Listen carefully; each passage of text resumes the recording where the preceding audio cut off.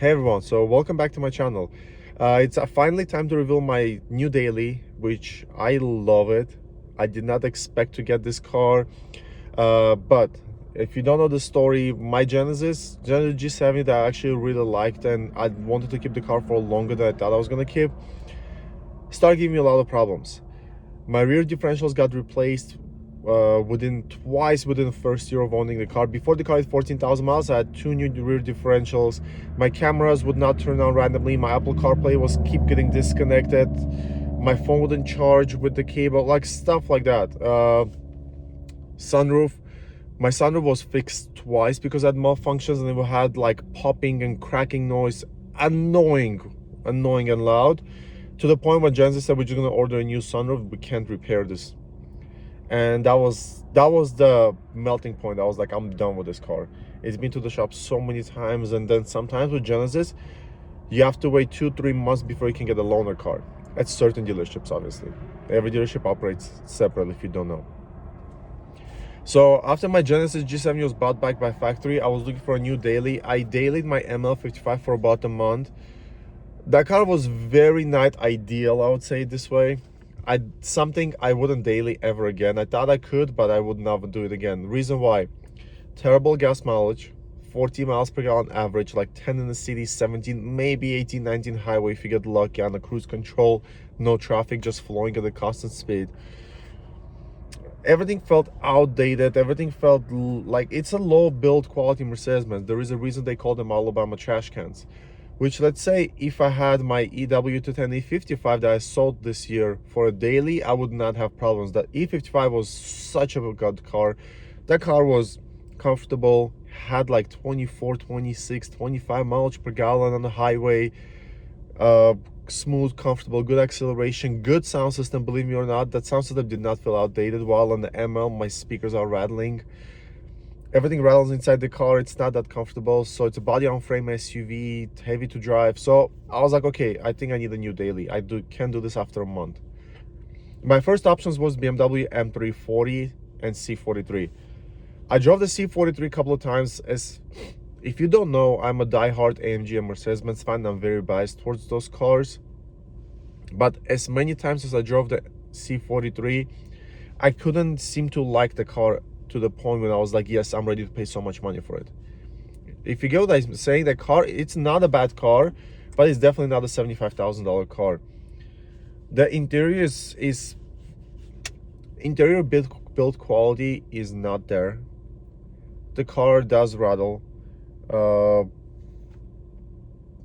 What else about the interior? There's so much that I don't even know what to mention about the interior. But the main thing, my issue was the build quality. I don't want to drive the car that's $75,000 and it rattles right off the lot. Even the car I was test driving, it had a rattling noise coming from like a seatbelt area or something. I couldn't figure it out, and I was like, okay, this is a brand new car. I'm not going to be able to do this for months and years. And the way it drives, the transmission, the drivetrain, yes, it's super quick, but that car is only enjoyable if you drive it constantly on Sport Plus or race mode. But you're not going to do that.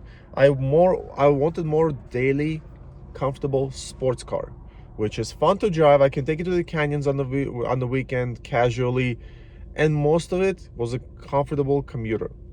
So C40 was off the list. The next car on the chart, I know it hurts to say this, but it was the BMW M340.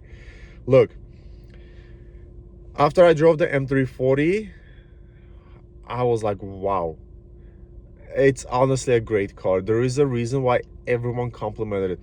In my opinion, BMW M340 until this day is the best daily sports sedan to have. Just the best daily sedan to have. Don't even, if you're not looking for something sporty, cross it out. Just the best daily sedan to have. Unless you're in the SUV, you should get a BMW M340. That car is fun to drive. It sounds good. It's very premier and luxurious on the interior build quality. Not talking about the design. I'm talking about build quality. Everything you grab feels high end. While in a lot of cars now, everything you grab is squeaks and rattles and just doesn't feel high end. It's just cars have gone from building high quality, high end luxury interiors to building just big screens. BMW went into the big screens, but it has not let down the quality of the interiors. That actually has gone up a lot. So I fell in love with that car. I tried to get it, but it was out of the budget. I usually lease cars, and the leases on the car was close to $1,000 a month, which was like a big no-no. So C43, M340 are out of my budget. Not the M340 is out of my budget, not that I couldn't afford it, I just didn't want to pay that much money for the car. C43, I just didn't like it as much, unfortunately, which it hurts. It honestly hurts to have to say that. So I was like, okay, what's next? I always had a heart for Acura Integra Type S and a Civic Type R. Reason why I didn't get Civic Type R is because dealers are too greedy. They wanted $15,000-$20,000 markup. So with tax, markup, title, license, Civic Type R was $65,000 out the door, $60,000 out the door. I'm like, I'm not paying $60K for a Civic. You're probably gonna be like, this guy doesn't know what he's talking about. I get it, it's a Type R, it's really fast, it beats the C63 on the Nürburgring racetrack, but it's still a Civic. At the end of the day, 6-7 months into it, once you get used to the car, once the moment is over, the excitement is over, you're gonna realize it's just a Civic that you're dailying. So that was out of the window. Integra Type S, I like the car a lot, but considering the car is luxury, it's too plain. I know the car is engineered and built in a way that's the best front-wheel drive car in the world, along with the Civic Type R, but it was just way too plain. You know, like when you start the car, you have the nice navigation screen or the Apple CarPlay. The car literally had like car settings, Wi-Fi. It's just, there's nothing in there, nothing exciting about the interior, unless you get the red color, which brings a little bit of a game. So those two also didn't work out. Audi S5 was there. I test drove it. I like the way it sounds. I didn't really like the way it drives, probably because I test drove it after the BMW M340, which BMW 340 outpaces every car in its segment. I think that's why I probably didn't like it as much, but also the infotainment system felt outdated because Audi hasn't updated it since probably like 2018 or 19. Correct me if I'm wrong, I'm not an Audi fan. So my next pick, I didn't know what I'm gonna drive next. So I was just driving along with the ML until I got a call that Porsche Macan is having deals on the Macans right now. And I was like, okay, I'm down. I drove the car, I loved it right away. It has the same transmission as the 911. This car shifts so fast, guys. Literally, before I even touch the paddle shifter, it's already downshifting. It's so freaking fast on the transmission. The engine is kind of sleepy. It's a 2.0. It's not fast, but it is exciting to drive because the way the car handles. Look, it's a base Macan. I mean, I got a few options and stuff, so I got the nicer wheels, so it looks better than a Enterprise rental Porsche, but it's still base. It has the base engine, base suspension, but it's still a Porsche. It drives good, it handles good. I came to the Angeles Crest Highway today for the first time. I made a few turns and I was impressed by a base car. I mean, all seasons tires, they do let me down, but overall I'm happy with this car. I'm happy with the interior, the build quality of the interior. Nothing is rattling or squeaking, nothing feels cheap. Aluminum paddle shifters, the car downshifts fast, the sound system is good, the panoramic is good, the leather seats.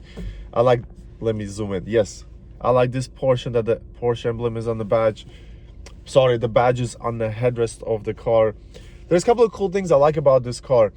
I hate SUVs in general, but this car, it doesn't drive like an SUV. When I drove it, I'm like, okay, this drives like a sports sedan actually, and it gives you the comfort that I need for daily, the convenience, the comfort, the options. Look, the base Macan, something BMW M340 doesn't have an option with, has ventilated seats, rear heated seats.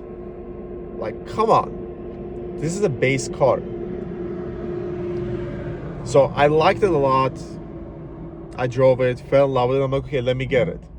And until this day, I'm really happy with this car. And I think this is one of the good dailies. In a chart of a sport, fun, daily car, I'll put BMW M340, Porsche Macan, then Audi S5, then C43. So if you need a fun car, daily, sporty, get the Macan. If you have a family, you need to fit people in back here. If not, M340 is the only option to go with for a fun daily sports sedan. So thanks for watching, guys. Until the next video.